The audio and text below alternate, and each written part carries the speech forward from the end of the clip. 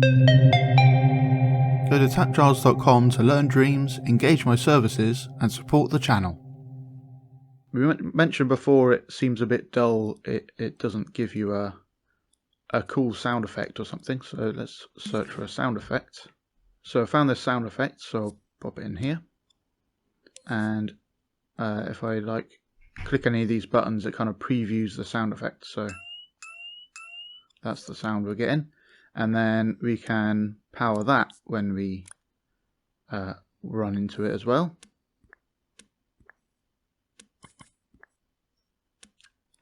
Let's see if that works. Now it kind of clips off because the sound effect that's playing is being destroyed because it's part of this group. So we could put it in a timeline. There's a few methods for this. So one of them is put in a timeline. Let's have this timeline. And instead of powering it there, we'll power the timeline with the trigger. Put that in there. And then we can just put that in there as well after it. Like that. And then it will play the thing and then destroy itself. So let's just test this. Run into it. So it kind of plays a bit, but it doesn't play all the way through. And you have to stay there for it to actually do the whole thing. So that's because this is on sustain mode. That's what that does.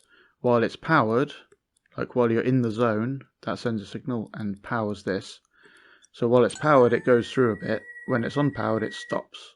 And then when you go into the zone again, it carries on from where it got to, goes for a bit, and then stops when you go out of the zone.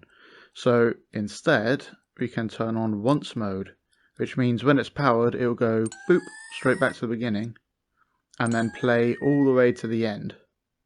And it will include that destroyer. So let's try that out. Right, so that's fine, but I was still standing in it. What if I run through it? And it still works. But then you have to make this invisible with a keyframe because it's meant to have been collected. So let's try that. So now, oh yeah, so we have preview invisibility off. Let's turn that on again. So when it goes invisible, we won't see it. Back to test mode. Okay, so that kind of works, but it's a bit of a faff having to do all this stuff, when all we want to do is make that happen. So what I'll do instead is emit that sound effect, and maybe we'll add some more effects to it. And that means we don't have to store a copy of this sound effect in every single coin in the whole level. We can just store it once, and then it'll emit that sound effect when it's needed. I'll turn off preview invisibility again, and then make a copy of this coin, and this will be the version that's been collected. So we can animate it and have effects and all that kind of stuff. So in here, we can put this sound effect, and then we don't need that. We can put that destroyer in here again. So this is all back to how it was and all fine. But now we want to emit this other version. So we can get an emitter like we did before. Power the emitter. And target this thing. And we want it to emit in the same place. So we won't even notice anything happened. No speed. We just want it to emit once. And there we go. So when we run into it, it will change into this coin and play the sound effect. Let's just destroy that, remove that. So we run into it, and it plays fully, but now this new coin is there, but we don't want that to appear. So I'm just going to hide that for now by turning it off. But I'm going to leave it in there for later. Like that. And now we run into it. Yay! So that's cool. So now they will disappear and the pickup sound works. Yay! Let's add another effect to it. you usually get like a confetti thing or something, but I'm going to do something different. So I'm going to paint mode, and I'm going to click a few times in the same spot, and it kind of looks like a full circle. And then I'm going to use animation. So up in frame by frame, you can go to a new frame, and then kind of rotate slightly. If I just do that and rotate slightly, like that, and then I'll go next frame again, and the shortcut for this is L1 and right. So L1 and right, L1 and right, and I'm going to start making it smaller. I don't know how good this is going to look.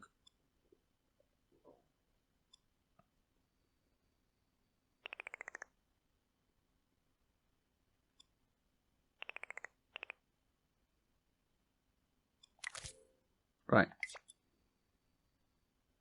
So it kind of disappears, sort of, and I'm going to make it yellow, into yellow, like that, and then make it glow as well, and then make it play back faster with the animation, no, the frame by frame tab. We can make it go faster. Doesn't look great, but I'm sure the artists out there can beat my my attempt.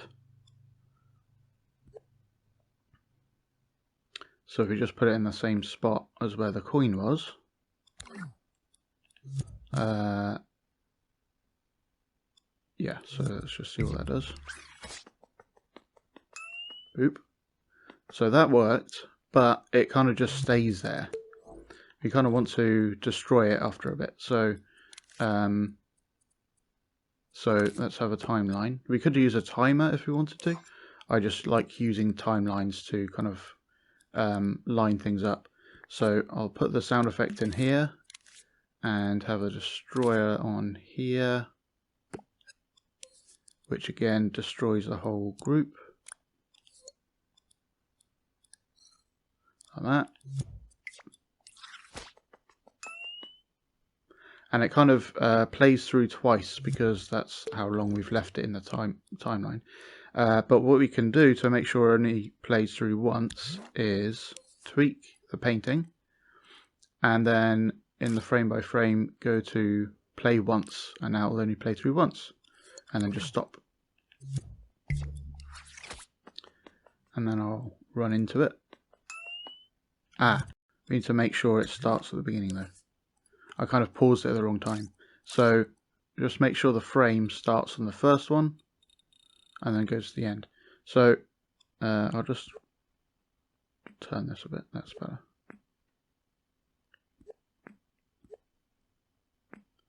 There we go.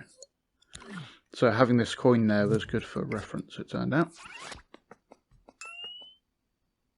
Yay, sort of. But it doesn't disappear. So what we could do, yeah, that's because it goes to the last frame here, but then it just stays there like that. I'm just going to power this with a switch so I can test. So to kind of trick it into having that last frame,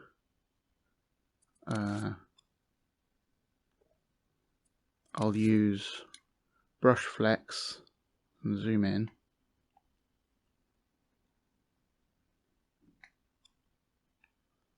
And just press very lightly on the trigger, and now it's made a tiny fleck. Yeah, so it's there, but it's like super light, super transparent. So now we can go back through the things. Cool. And replay time. Then it goes to one that's super hard to see. So that should work fine. So remember to turn that off when you actually want to use it properly. Yay! One other thing I thought of for the emitted thing is we could have it move up. So I'll just have a mover and have this affect the group that we talked about before. So now the mover can move it up at full speed. Oh, we need to not.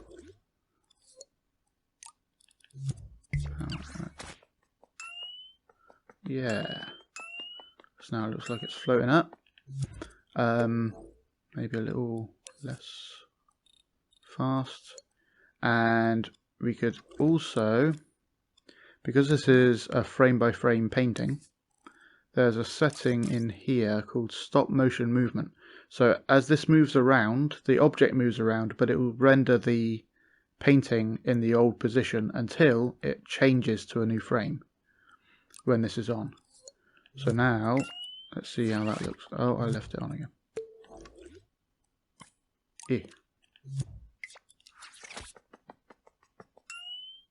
So it has that stop motion-y feel still, but we can like move it around or whatever.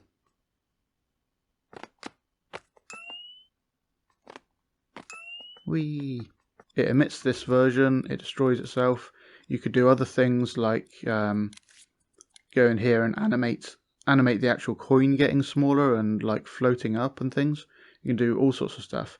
And because it's in this emitted object, it won't be super heavy on the scene, on your thermometer levels, because it only exists for that brief period of time when you actually pick it up. So this is kind of that lets you do a lot more cool stuff for the effects.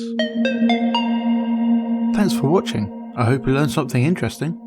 Go to patreon.com/TAPgiles to learn something new every day.